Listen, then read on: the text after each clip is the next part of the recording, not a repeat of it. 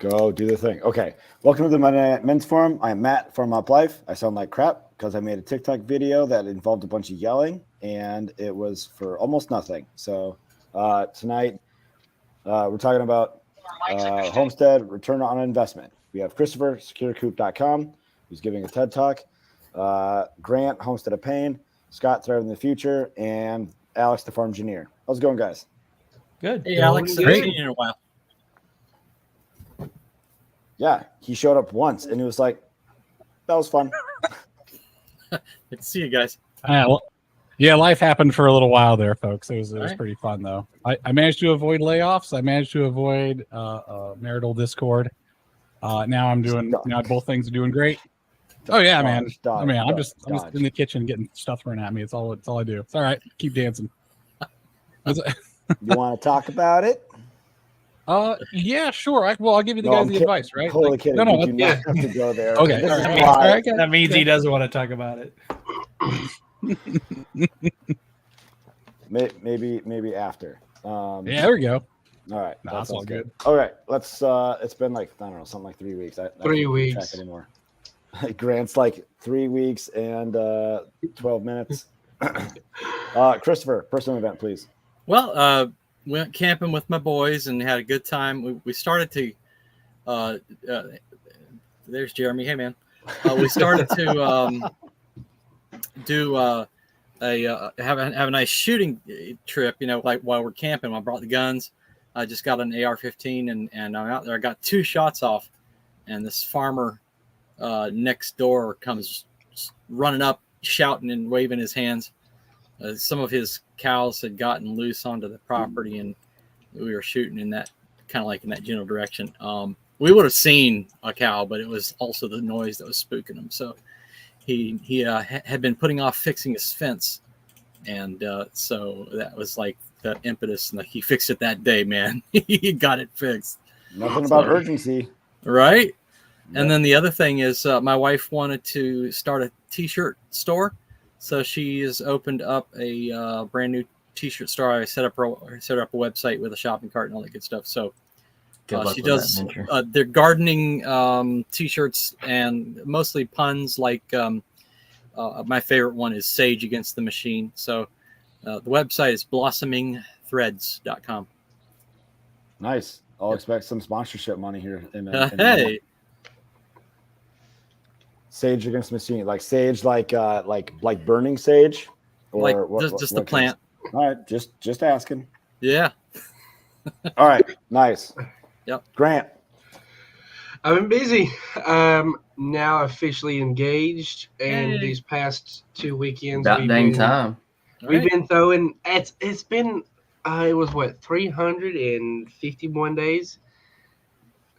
How long? Of what? Who was counting? So him trying to make up his mind. we started the stuff up at the farm the past 2 weekends. We've got a lot of land cleared, a lot of progress done. We've cut down several dozen trees. This weekend we're going to be chipping them all. Yeah, I posted all the videos in both Scott's Telegram and then the big Telegram. Yeah, I muted all those. Is this the new property that you've been trying to get for so long? It is. I just found out today. So it's my great grandmother's house that they ended up moving into after her first house burnt down, and it was It was built in like 1885. So however that maths out, this year it's 178 years old. But so you ended up getting it. We are officially under contract. Never mind. Keep going. So ink hasn't dried, but it should by the end of December. Well, congrats. Ish. Nice. Maybe. Yeah, it's still that maybe, Congrats, but it's maybe. like we accepted, basically just accepted the appraisal price. Judge has to approve it. The Atlanta has to approve it, and then we should sign like December 31st. Excellent. But yeah, I didn't realize that the property was given to her by her father. So it's essentially I will be the 5th generation that has been on the property and Nice. farmed it. Oh, that explains that thread. Because I glanced at it for like 30 seconds earlier. And I was like 5th generation or whatever. And I closed Yeah. it back out. Yeah. So I thought that was cool. I didn't realize that Mhm. her father was the one that started everything. Nice. All right, let's move across the top. My internet's acting stupid. That's all good. It's all good. Go ahead, Hey guys, Alex. Hey guys, this is Alex. Life events, man. It's been crazy. It's been fun. It's been good. I'm getting back into singing lessons again. I do love. What's the use of all this land if I'm not going to make some noise on it? I like singing opera. It gets the sheep back in their pens. Yeah. Keeps my neighbors off my property. But other than that, man, stuff's been pretty good. I've been making tons of drinks. Here's some homemade limoncello. That was really good. Homemade gin and tonic, homemade ginger beer. So I'm having my own Moscow mules. So I'm a degenerate alcoholic now. Save my marriage. I'm kidding.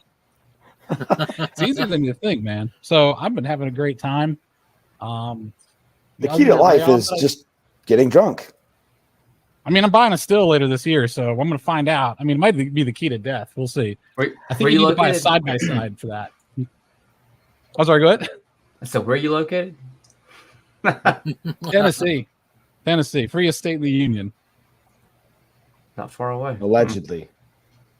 Allegedly. It's here. The cops don't show up where I am. They're too scared of getting shot at. Because of the singing? Do it? Oh well, no, because the meth head neighbor that's 2 doors down. That's why. Sounds like a great neighbor if he keeps cops away. I don't know. Yeah. You should just buy a little off of him just to like help support him. You know, like small business. Like, I'm gonna start a crowdfunder for him to get an even bigger Confederate flag. Is what I'm gonna do. dude, do it. I got a bunch of those around here too. Yeah, we'll paint the metal roof on top of his house. But now it's Yes, that's what I'm talking about. See it from space. See it from space. Mhm. Nice. Well, congrats. I don't have anything to cheers you with or whatever I'm congratulating you with, but yeah. All right. Josiah, this episode's about you, so thanks for being here. It's not really about me, right? Just about a random tweet. It's actually about that group. Oh, that was your tweet. Ah, Yeah, That's him. He's the guy. he's that's the guy. me. I felt bad, so I'm Hey. kind of ignoring. I'm ignoring my real friends, my real life friends. And Hey, you should be we're out real. there. You should be hunting. It's rifle Well, at least- season. in it's Missouri. dark. But- It's dark. But at least you've joined us to be able to defend yourself. That's right. No, all I've been doing is hunting. Basically, I've had the last week and a half off, so I've just been out hunting. Nice. You're spoiled. You know that? I do. I'm in a race with my boss to see who can take the most time off this year. So Oh, Who's winning? she's winning by 2 days right now. Oh but man. that's how it goes. Some Well, time off. yeah. Help somebody else hunt. I don't know. Get sick. I'm not very far away from you. I told y'all. I told you. I'll have to have some kind of entry and let some of my mutuals come out here and see if I can't get them on a deer. That'd be sweet. Yeah. What's the out of state license cost? It's cheap here, man. Missouri's ridiculous. I wish they would increase prices. It's like $2.90 or something. That's Yep. not bad. Not bad at all. No, it's over the counter. Like Iowa, you have to get drawn. Mhm. Kansas, I think it's a lot more than that for Kansas. Arkansas, Missouri are cheap though for out of state. I don't know. Yeah. I'd pay $290 to sit in a tree stand or deer blind with you. There you go. Well, if you're wandering through Missouri in September through January, make it happen. Where I am now, I ain't walking back. That's true. where are you now? Louisiana. Uh, I'm an hour and Hey, a half. you could be Padre. worse. You could be in Louisiana at a worse time for sure.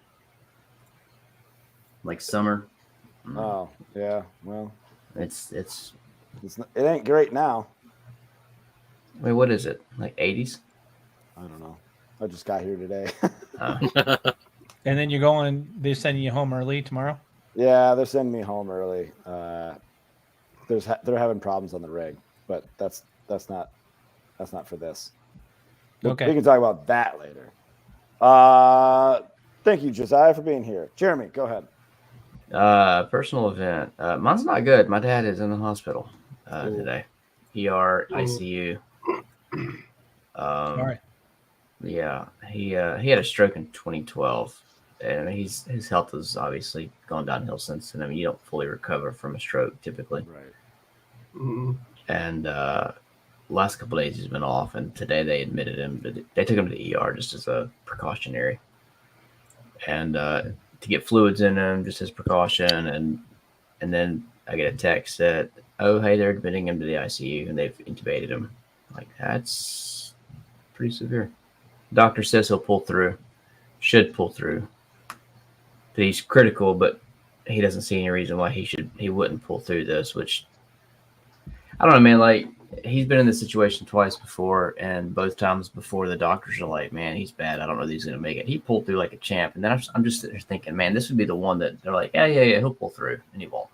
Sure. Like, that's what's in the back of my mind. But anyway, it's been kind of a rough day hearing kind of some of that. But other news, we got our property set up for to go hunt. So that'll be fun. This will be the first year that we've hunted that property. So that's fun. Nice. So, yeah. Are you like just whitetail or just what? Whitetail. Yeah, just whitetail. What are you using to hunt? Josiah, what are you using to hunt? I have a Ruger American rifle in 6.5 Creedmoor. Oh, that's what I want. Nice. That's Jeremy, nice. Jeremy, what do you got? Crossbow. Hell yeah. Yeah, that's what I'm Walking used to. Dead style. Another thing that I want. I got the I'm playing with the lighted knocks right now. Oh man, Those are fun. those are cool. They're just fun to sit here and play with. I don't know. It's like a fidget toy on my desk. Yep. It's like, ooh, But, light, shining light. Nice. Yeah, that's it. Thanks for being here, man. Yeah. Thanks Scott. for having me. Been a while. Yeah. So just past 2 years on the podcast, had Christopher on this week, and sold over 50 trees with my side hustle, Grow Nut Trees. So it's been a good year. GrowNutTrees.com. Destiny found your podcast on Spotify, so she binged all the ones that I was in today, and said she wants to start growing fruit trees now. All right. Or nut trees. Yeah, we were talking about hunting, and you go out, you get there way, way, way before light. I'm sitting in the tree stand, and then the horde comes through. It's like shooting lightning, bang, bang, crash, crash. Hunting this year hasn't been good to you, though, Scott. Sounds like you haven't gotten anything. I haven't seen any deer since October 7th. When's opener? October 8th? Yeah. No, that was the first weekend I went out, but it opens September 15th, but it was too hot. It's been real hot, and the deer are already all confused during the rut. So should be peak rut right now, and I haven't seen any deer at all. Weird. Too many bumpkins out in the woods. What do you use to shoot? I use a crossbow. Nice. Yeah, our rifle season is until December. Oh. Missouri again is spoiled because we get rut season or rut time. We get rifle. I know, that's So crazy good. Yeah, so we get a little spoiled. It means it's easier to kill the bucks, so we don't get quite as big as Kansas, but we still got some big deer. Yeah, they're out there. 3 weeks ago, I had a 10-point that I was right there, less than 20 yards. And I started raising my crossbow, and the other deer he was with went, and then he took off. No. Yeah, it was sad. Bummer. Sad, Scott. So anyway, yeah, that's what's going on. Well, good. Nice. I don't really have an update. I've been out of town for work, and it sucks. At the end. You sound a little sickly. Oh, yeah. So you missed that part. I did a TikTok. Oh, because I was late. I did a TikTok about if anyone has ever seen the Banana Bro guy. Banana bread, bro. At work? No, whatever. I did a parody of that, but for like homesteading. And so I shot that video, then I had to do 2 takes. And so it was just like a bunch of yelling at the end of the video, and threw my voice out. So that's why I sound like crap. Threw your voice out. That's good. Stupid. So dumb. Well, And it didn't even like, I thought it was funny. how many views did you get? It didn't, like less than 300. Not worth it at all. The things we do People for are like, showbiz. People are like, you sound sick. Are you coming down with something? Like, nah, it's stupider than that. You should just say yes. I was yelling at my phone. Anyways, okay. So, Homestead return on investment. Let me share this tweet from Josiah right here. Topic came up in the group chat the other day, and I just want to be clear. This homesteading thing is a financial drain. If I stayed in the suburbs, I'd probably be living a pretty solid debt-free middle-class lifestyle. And then he goes on to say, we did pretty well with sales this year, but it's going to take a slog that we may choose to not make to grow enough to make the initial investment money back. We've learned a lot, grown a lot. It's been good for us and the kids for sure. No financial sense whatsoever. It takes a special kind of stupid to do something like this and stick at it. So, Josiah, do you have more to expand on that, or is that like pretty much it? I mean, it's pretty self-explanatory. I think honestly, different people took it different ways. We didn't initially start this to make money, so this isn't really a surprise. Like, the business came later when we saw that there was an opportunity to make money selling goat milk and eggs and some of these other things that we can sell. So it was more like, can we turn something that we're already doing into a business more than it was, oh, let's just dive in because we're going to make a fortune. Sure. So some people were like, oh, you shouldn't be surprised about that. And I'm not surprised that I'm not making money. But we do take it pretty seriously. We set up, we run the numbers to figure out how much we'd have to sell, all that stuff. And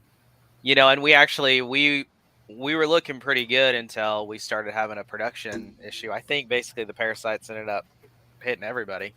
No doubt. And so nobody's producing well. So it was one of those where we kind of gambled that our growth, our scaling up was going to pay off for us. And it didn't, which is farming. Sometimes things don't go the way you plan. But yeah, I mean, other than that, that's pretty much it. Like, it's, I lived 8 miles from my job. When I lived in the city, I could have ridden my bike. I was thinking about getting a bike and riding, and I was a frugal guy then. So I absolutely could have, we lived in a much cheaper house, et cetera, et cetera. It costs a lot, to get into this and to have the equipment and to have the stuff. So I think I could have been happily debt free at this point. Maybe not happy, but debt free. So Sure. Happy, that's the key word. Well, it is. I mean, I didn't love being in the city, but there are some positives. There are times where I wish I was a little bored. And Yeah, didn't have broken things to fix. downtime right? sounds kind of nice, doesn't it? So yeah, that's pretty much it.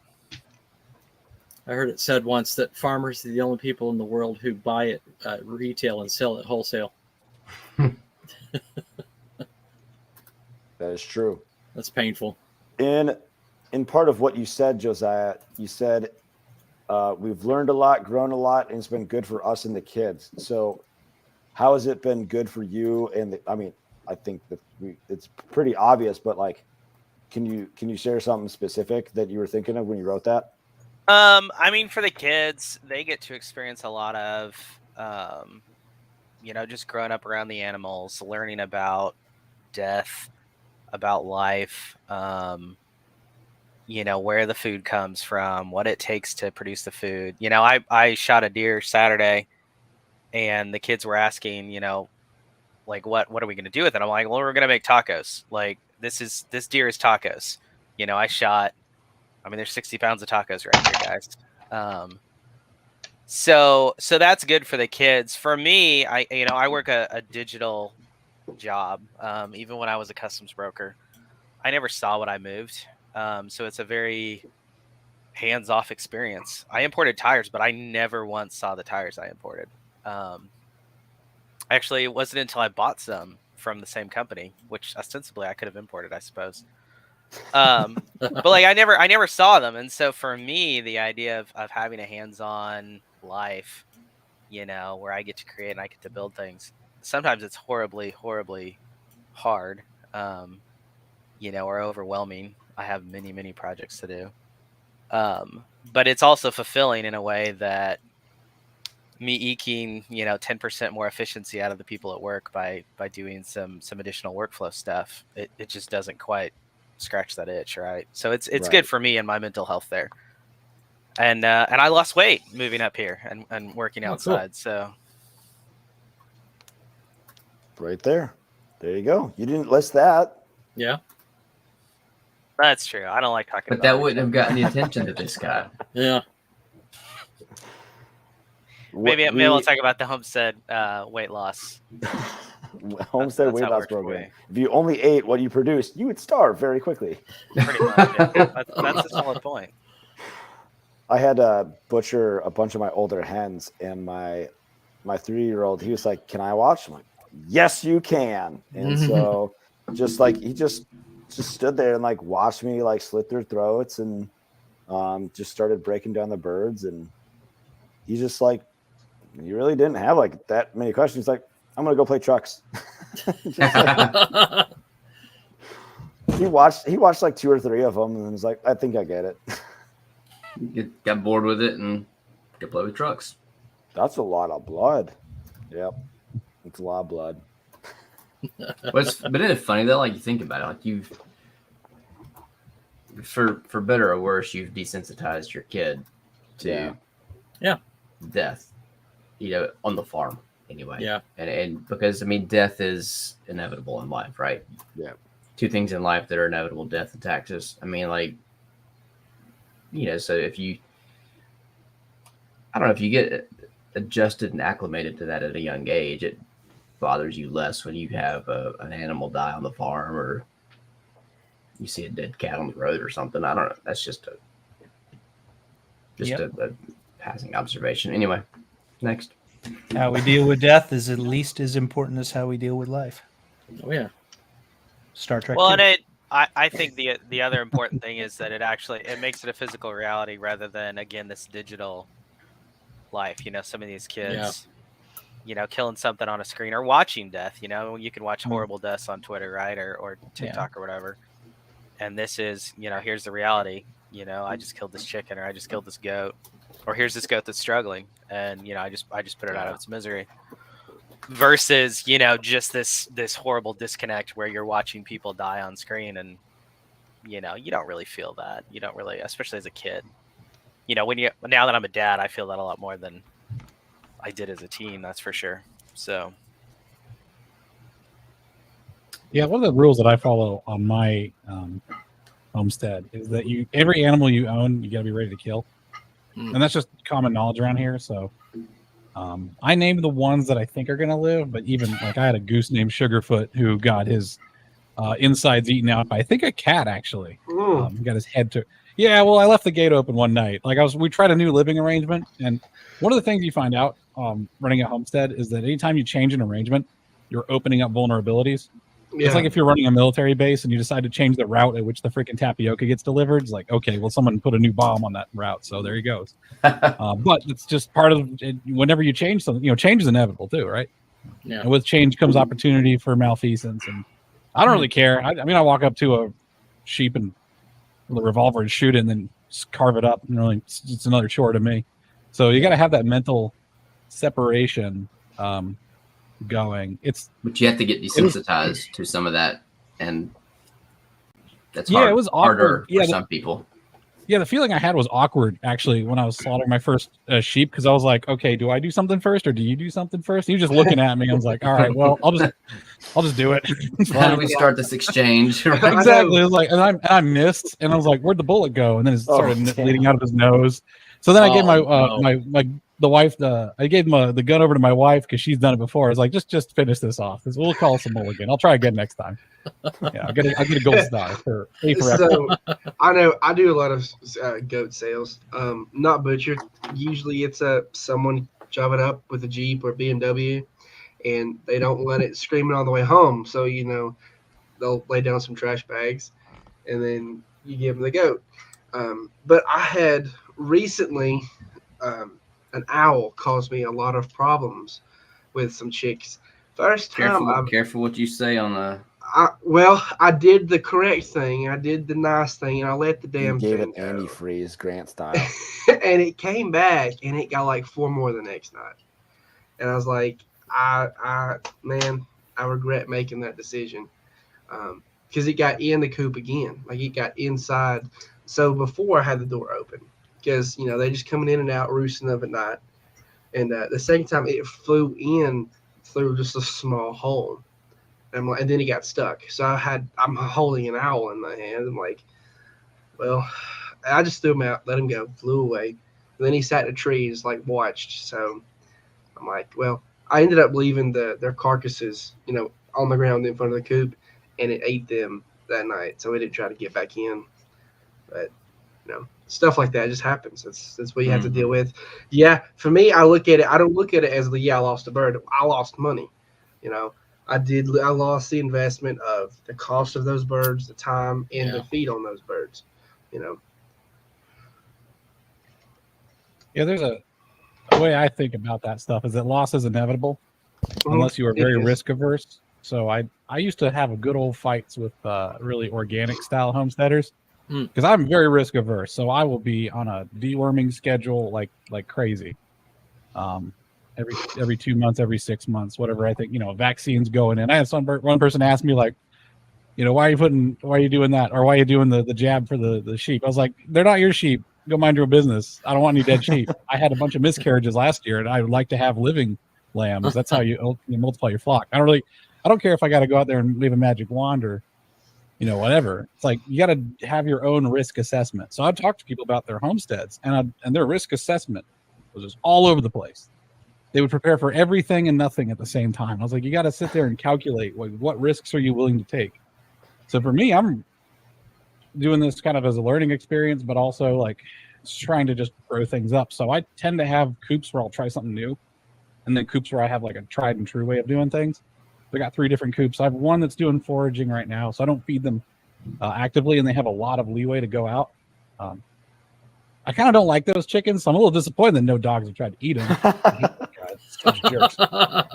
Or if they told me barred rocks would be friendly, I do not like them. I now do Orpingtons. They're great. They just walk right up to you and just pick them up like a dodo bird. But yeah, I'm very risk averse to the chickens I like. But yeah, loss is inevitable, and nobody tells you that, and everybody pretends it doesn't exist, or like they try to ignore it. It's like when you're talking to a lady of the night, they'll always tell you that they made a ton of money. They'll always tell you that things are going great, because if they told you the truth, they would feel ashamed of it. So you talk to these homesteaders and they're like, oh yeah, I'm doing great. I was like, all right. So I lost money whenever I stopped planning for stuff. Anytime I was like, oh, I'll be fine. Nah. Anytime you think of yourself, I'll be fine, it's not going to be fine. So whenever I stick to a budget, though, it's nice and strict. I have separate bank accounts where I keep, this is my homestead investment money. This is my fund money. This is my deep savings money. I should have my mortgage paid off in 4 years, in which case I can go work at the slaughterhouse at Purdue down the road and still like keep my lifestyle, in which case I can be hyper risk, like prone. I could just go nuts after that because I'll just have all the money in the world still working as an engineer. But no, nobody, I don't like the lack of transparency the homestead community has. Everyone's talking about how great stuff is. And no, it can if you let it go, if you get enthusiastic, you will have a money drain. So I was like reading that and I was like having a mix of emotions of like, yeah, you can plan really well. And then I was like, you know what? I've actually been in this situation where I've been like 10 grand in the hole I'm like, well, son of a gun, how'd that happen? I was like, oh yeah. And I'm looking at a greenhouse, and I'm like, oh, that's where that went. Why do I have a greenhouse? Well, and that's the thing, though. Like, if for the people that jump in head first, it's like starting a business. Really, I mean, it really is starting a business. You can't just jump in and sink thousands and thousands and thousands of dollars into it unless you have that kind of disposable income to sink into it. I mean, like, step into it. Start very small. Keep your job.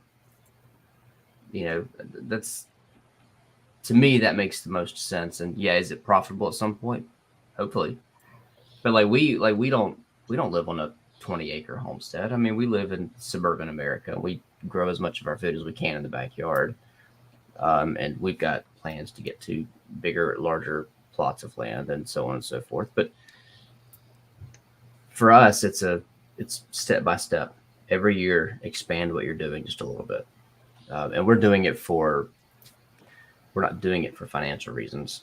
So I'm okay not making money on it. But not everybody has that mentality. Yeah, this conversation is on the heels of I was listening to an interview with a millionaire, and he was describing his relationship to money. And money is to him as a tool to get the lifestyle. And I sort of kicked back a little bit and thought, man, I've got this great life out here. While I was talking with my buddy at the office, he's starting to pick up a little bit of growing a little bit of this, growing a little bit of that. And I said to him, man, I don't care if times never get worse. It's just a nice way to live. I feel so rich while not having a lot of zeros in the bank account. And I'm okay with that because it's just rich in experience, rich in the little bit of food that we are getting, and rich in, just looking around and just loving the peace out here and thinking about planning ahead and what the directions I'd like to go. And it's just a beautiful way to live.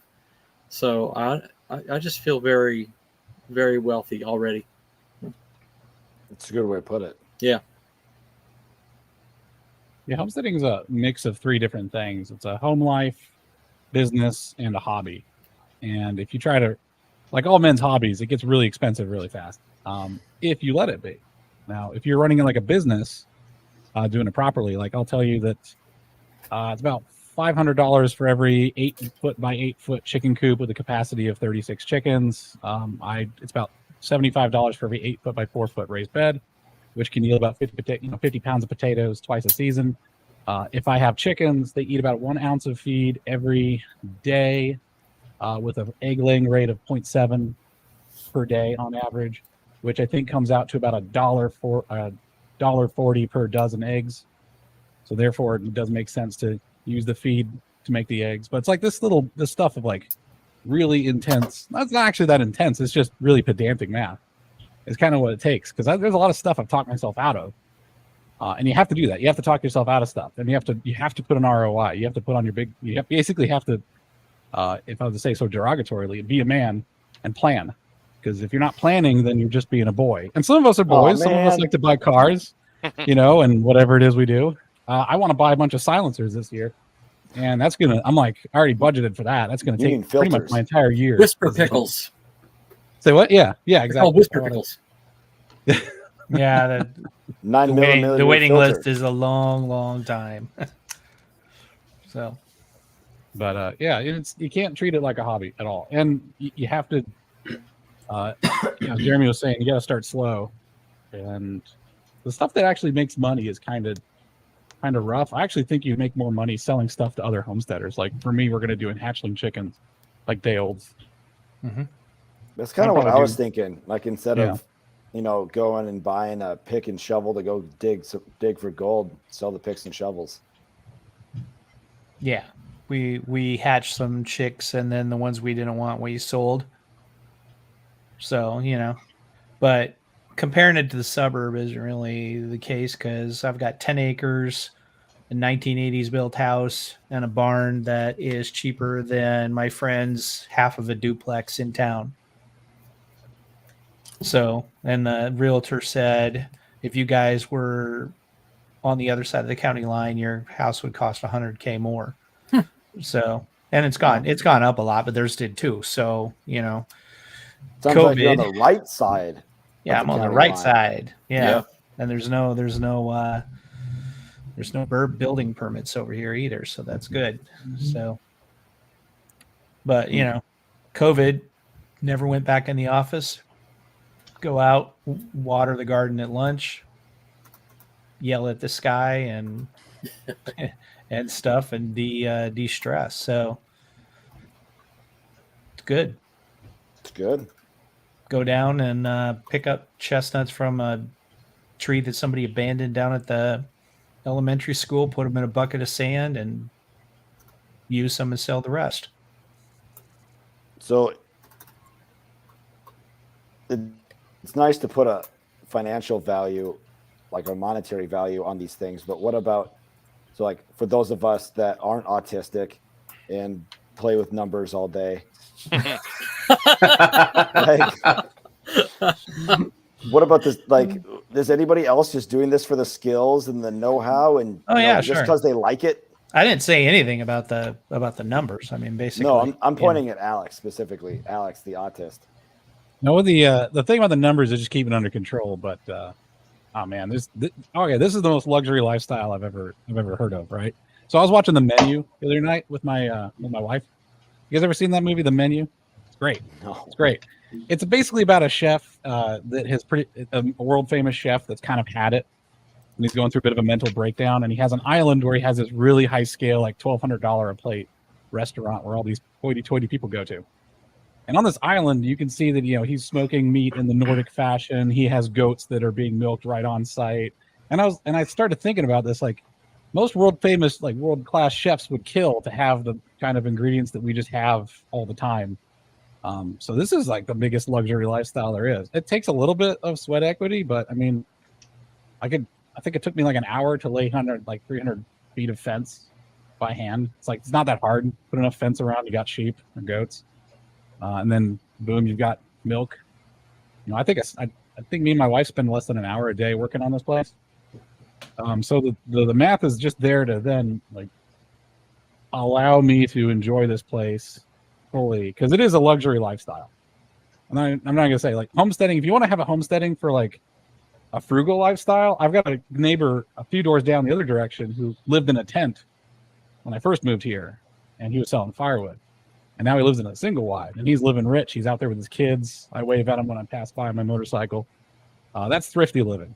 Okay. Yeah. But if you want to like have suburban style living, like I could definitely see why this would seem like a money sink, is because we're used to a lot of luxuries.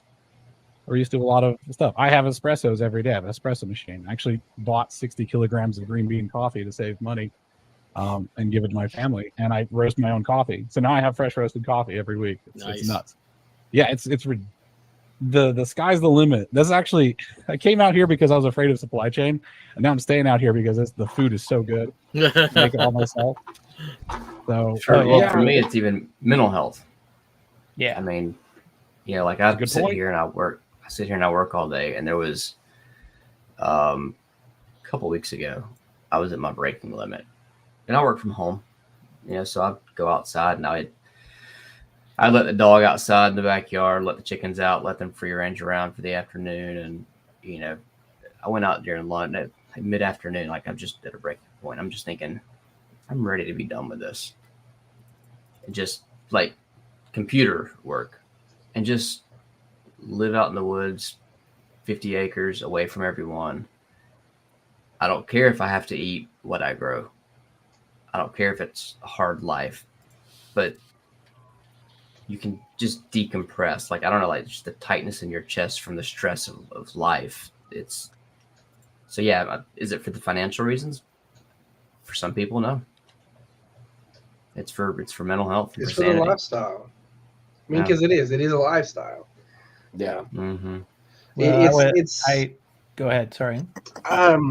It's more, I mean, I know Christopher kind of touched on this a little bit. It's when you live it, you're living in a spot where you can pretty much, once you build to the point, once the fence is fenced, once the pastures have been reclaimed and the trees have been pushed back to where they need to be, all the heavy lifting is kind of done. Then you have to maintain feed, rotate your pastures. You have to make sure, everything. You can have a closed system, but you build that lifestyle. So when the current modern lifestyle that we have is gone, you really won't be phased. Can you put a price on that when, our current, society ain't what it is right now, and you're, the only farm left running on your corner of the county that can hopefully sustain himself through permaculture practices. Yep. Yeah, I had a breakfast burrito the other day at a restaurant, and I was like, almost couldn't finish it because it was gross by comparison to the eggs I grow at home. Spoiled. I've not eaten eggs off my property in 2 years. Actually, that's a good point. Everyone was complaining about egg prices. I was willfully, as a flex, just ignorant of what egg prices were the last 2 years. I had to buy eggs for the first time last year in several years when, because my chickens have hit about that 2.5, 3-year-old, and they've kind of started to. Yeah. But like I've let them reproduce, and I still keep eggs. But there was one point last year I'm like, we need eggs, you freeloaders. Yeah, I did make a TikTok. It was a complete. What'd you say? You can eat them, yeah. You can eat them, yeah. So I had gone out there and make a TikTok. It's so bony. I you gotta fatten them up first. Made a TikTok video of me giving them a pep talk about, hey, I need y'all to pull your weight. I need you to pull your weight, lay some eggs while I'm sitting there eating some chicken tenders. And it was just for a funny TikTok video. And I swear to you, within 3 days, they were laying eggs again. Oh. It was purely a timing situation. They got TikTok too? Huh? Yeah. TikTok. Yeah, well, I told you, hey, I ran Wi-Fi out to the coop. I mean, yeah, well, there you go. They're pulling out their phones and looking at it. That's right. We were talking about we're sort of justifying the lifestyle as being a net negative in cost, and I think there's plenty of justification. It's not like we're making up reasons. Yet I've seen people who can be fully profitable, successful, and get all the lifestyle. Like what comes to mind, I saw Jack Spirko the other day talking about his ducks, where he was selling them for $8-10 a pound or a dozen. Then another duck farmer, instead of selling the eggs as for eating, he sells fertilized eggs, and he sells those for $36 a dozen. Or you got, I got peekings. I got to get in that. Yeah, you ought to. And your eyes just like big. These fat sons of guns are all eating all my food. These guys eat way more than chickens. Yeah, still fertilized eggs. I could shoot you the video. Or like you got Mark Shepard, who's got that's a specialized. But what I always do when somebody's selling, I'm selling eggs. Steals them from the park. $4 a dozen. Hey, when someone's selling eggs $4 a dozen, have they been exposed to a rooster? Because some people don't eat eggs that have been exposed to a rooster. And I was like, when I'm looking to fill up 8 dozen eggs in my incubators, I'll ask that question because I'm not going to pay $20 for the same dozen of eggs you're selling for $4. You know what I mean? Yeah. I ain't a chump. You got to market them, man. You got to market them as like high T eggs. Okay, these are high testosterone eggs, ready to go for your bodybuilding needs. But when I'm trying to fill the incubators, I'll just hop on and see who's selling eggs. And this same person who's selling them for $4, when I tell them I'm going to hatch them, the lady increased the price on me. So, I'll sell you them for. I'm like, I'm good. I just won't buy any from you. It's like, you told me the price was $4 a dozen, and then she increased it to like $12 a dozen. Once I told her I was going to take the same eggs and incubate them. She knows what's up. So you got to get yourself a wife who's a cutthroat business bee, right there. That's what it helps. You got to be a nice guy that everybody trusts. Firm handshake. Yeah. Your wife's over there jacking prices up. Yeah, once she finds out what they're doing. No, yeah. I just said never mind, and then I ended up asking a friend of mine, and she just gave me enough eggs to fill up my incubators.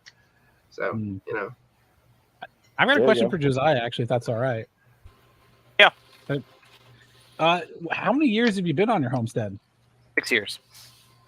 Oh, 6 years. Okay. Yeah. Okay. I was about to say, if it was like your second or third year, I'd say the expenses usually slow down. But do you still see like a lot of expenses and stuff? Like what do you? It's not crazy in that way necessarily. And it wasn't just homesteading. It was like living out here. There's costs to it, so it's not just like I live driving in the middle of nowhere. So gas costs. Like we're an hour away from people, so I mean, there's a cost in that. So it's not just the homesteading. Your internet's like $300 a month for Starlink and all that, right? Yeah, I mean, I do have to pay the money for Starlink. So there's costs there. I have to have 4-wheel drive. I have a big family. I got to get out, in the mud. That 1-ton van needs a lot of work. Yeah, I mean, when you got 8 people in the family, you got to drive something big. Dang. I had how many cylinders did I have? They all have V10s. So I mean, it's a problem. It's some of that, some of that's my choice.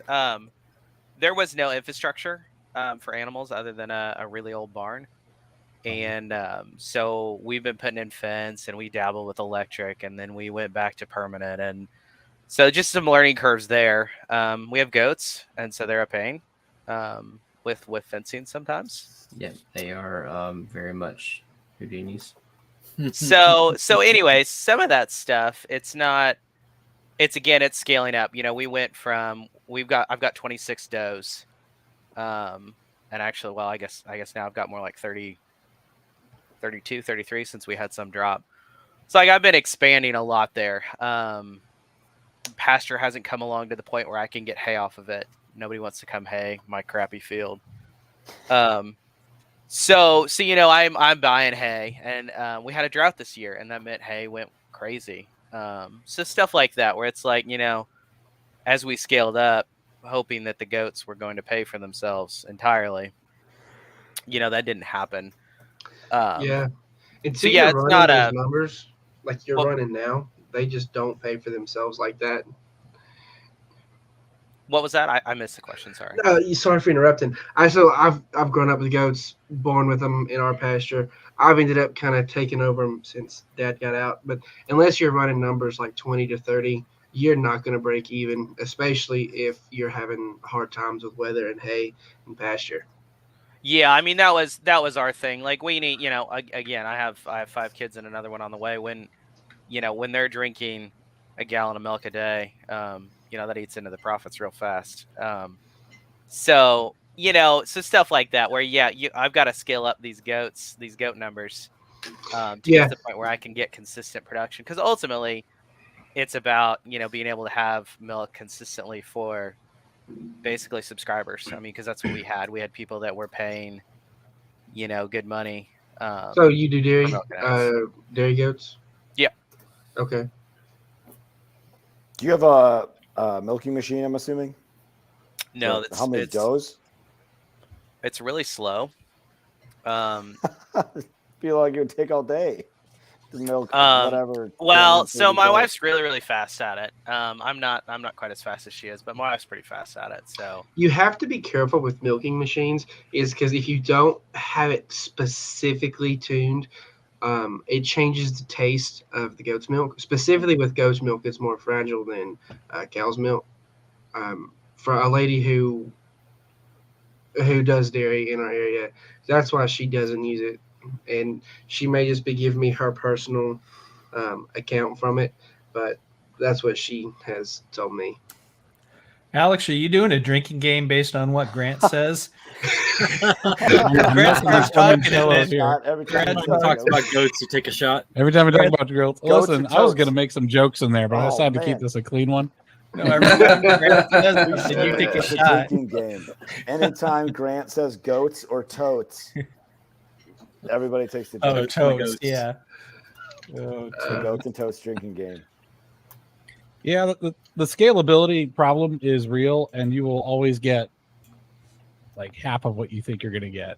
That's kind of how it goes. Well, and especially when you get burned on the way. Like, and that was, it was kind of an expectation. Like, until you have the numbers to pay for themselves and you figure that out. And so we knew that was a problem. I mean, we knew that getting to this point maybe it doesn't pay for itself, and maybe we're just selling does and getting back to just our needs.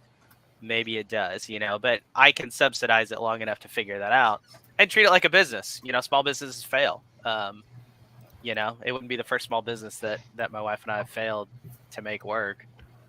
And ultimately it was, how do we make this little bit of land pay for itself? And does it need to, if we can? I'd love to give my kids, an income that they could use if they wanted to. Hey, you can take over milking goats and sell the milk and make money. And I'll just keep working my digital job.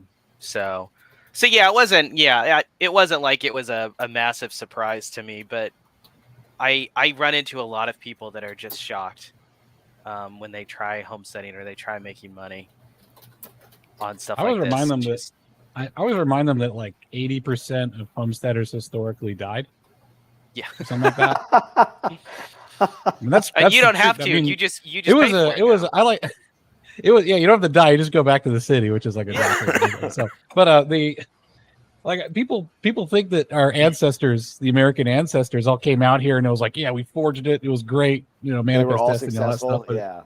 No, it was very few made it. Like you go out to the Midwest and there's like 5 last names in the entire state. It's like, yeah, it's because it's the 5 families that survived it. These guys couldn't find water. These guys got hit by a drought. These ones got shaking goat sickness or some other thing no one ever heard of. I had a ram that died because he kept fighting me when I was trying to deworm him. So I finally just gave up, and he died a horrible death with just to worms out of nowhere. Yeah, I had him wriggling out of his orifices and everything. It was very unpleasant. So. Yeah, it was bad. That's happened, but that's what they do. Farm animals, domesticated animals, they're not wild. They don't know how to live anymore. They're maladapted. You have to keep an eye on them. They're the dumbest creatures you'll ever meet. All of them are dumb. None of them can live on their own without your constant intervention, which is why God invented fencing. But it's if you try to scale up real fast, man, I tell you, I think I said this once on Twitter like a long time ago, is if you ever want to destroy your marriage, get a homestead. Because if you got a bad marriage, it's going to make it way worse. Because you're going to fight. If you're fighting over money before, you're going to fight over it a lot more now. So that's one of the lessons I learned, is that exactly what Jeremy said. I think a lot of homesteaders today learn it the hard way. I wish there was a way to learn it the easier way. Maybe this podcast will help somebody out there. Just little bits put together. Take whatever money. So my wife gave me a suggestion. Every two bits of money that you take home. Every 3 bits of money you take home, 2 of it goes into savings, 1 of it goes to the farm. So you don't spend any more than 1/3 of the money that you are able to save. So that means for me, it's a certain amount of money. It goes to the farm budget, and I have to sit and wait like a kid at Christmas, waiting for Christmas, for when I can buy that new Energizer for the electric fence, but no faster than that, because that's how I got into credit card trouble. Paid it all off. It happens to a lot of people. I wish. Well, that was part of the impetus. I mean, like you said earlier, like if homesteaders were a little more open about some of the pitfalls, you get the cottagecore, Instagram reels where it looks so nice, and then the reality is, some of it sucks, some of it's hard. Like my homestead is not picturesque. Okay, the previous owner left a bunch of crap everywhere. That crap is still there. I've got it into a pile now, but it's still here. It's a pile of crap. It's expensive. Well, it's expensive to get rid of. It's $300 a dumpster. I mean, Holy crap. So anyway, so ultimately that was part of what this is about, though, is being open about it's hard. Fire is really free, hard. right? What? Fire is free, right? Oh, the previous owner tried that. That's why I have metal literally all over my property. Now it's a pile of black shit. So black and shit. Well, it's a good thing that you did that, Josiah, because at first, Josiah, it's easy to dunk on that tweet or something like, oh, you should have done this, you should have done that. Then I'm like looking at myself in the mirror and I'm like, I did all those things wrong too. And nobody really and everyone got real panicked. Like an ancestor, like a generational, and there's a huge gap because I grew up on a little bit of property, but we didn't raise livestock. So I mean, the idea getting into livestock was new. And any generational knowledge that was before the supply chain pandemic, is now so moot. It's so moot. oh, you should buy a truck. I don't own a truck. I never bought a truck. A truck to me would have been like a $30,000 money pit. So I still have a Honda Fit hatchback subcompact, and I could put like 22 by 4s in that son of a gun and band strap it, and that's how I get there. And I get some funny looks and hollers at Lowe's, and that's okay. I don't have to pay like $600 a month for a freaking truck, you know. Right? And, I mean, I'm an engineer. I took square bales on the back of the Chevy Cobalt. I can make it fit. I'm an engineer. yeah, exactly. Yeah, just ram it, and enough force. Liberal application of force, sometimes leverage. Yeah, I did break a windshield once trying something stupid. So don't ever try to push the windshield. That's dumb. You put it on the dashboard, didn't you? I did. It was PVC pipe. I thought it could flex a little bit. Turns out it could flex a lot, actually. But the windshield did not. Yeah, that's right. That's okay. That's okay. That's $400. Just doing expensive PVC. Well, okay. Well, here's the thing: is these guys who do the picturesque cottage life stuff, like, there's no legal disclaimer that forces them to also put the credit card bill next to it, their balance, because that's what they should freaking have. And all this stuff, like people work themselves into massive debt to get the gram, to get the Instagram. You see it with a lot of ladies, lady influencers. They're good, especially the grid, the ones that are off grid. Oh yeah. Off grid grifters. Super spendy. Yeah, they don't tell you that they can only run the washer once every 10 days when they have a surplus of energy, right? Or they're secretly hooked up to the grid. Oh yeah, yeah. That's That's the thing around here is everybody has solar, but they're all hooked up to the grid, and they're just miners for the electric company. You ask them if they have any batteries, and they go, "What? What? You don't need them. I got solar." Yeah, I got solar. Yeah, exactly. It's completely ridiculous.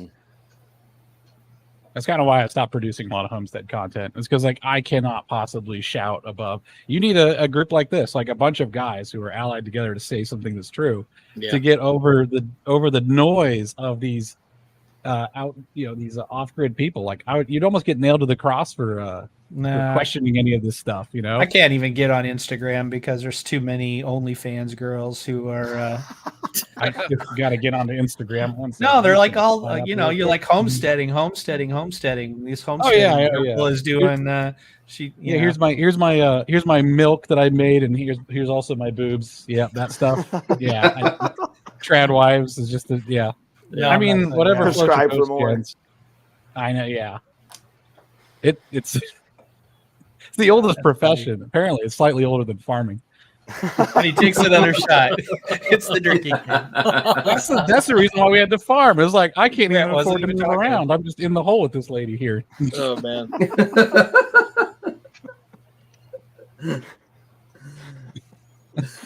I had something to say. I don't remember what it was. Oh, I was sorry about that. I'm gonna pay for my wife's horses, whether we board them in town or whether we live out here. So either way. Yeah. You could identify as a Mongolian and just eat it. Oh my goodness! It's got a lot of meat. You have to get a second freezer, third freezer. Yeah, except that they're dewormed and nasty. So that means you get to be dewormed. Ivermectin. Yeah. See? There you go. Horse fortified meat. Yeah, you got your horse meat. And your dipping sauce is ivermectin. Oh boy! Oh! People talk about horsey sauce. People talk about traditional, and then I show them what people used to eat, like what they really used to eat. And Matt, you're in Louisiana right now, so you could probably go down and find like some. Scrapple's more of a northern thing, but you could probably find chitlins and other stuff like that, which is just the leftovers. And since you've worked on a homestead, you could probably identify a lot of that stuff, which makes it a lot more difficult to eat it. Yeah, probably. I mean, they deep fry everything down here, so it all tastes the same. Yeah, that's like I used to work at a big egg meat company, and out at the Western Kansas slaughterhouse. They're like taking the kidneys and all the offal and setting it aside. And one of the Hispanic guys says, "Hey, we pay a lot of money for that over at the carniceria." So they started selling it, and it's their biggest margin. Holy crap! It's all free. oxtail and kidney and tripe. Huh. They sell more of that and have a bigger margin than they do on any other meat. There's a lumber mill.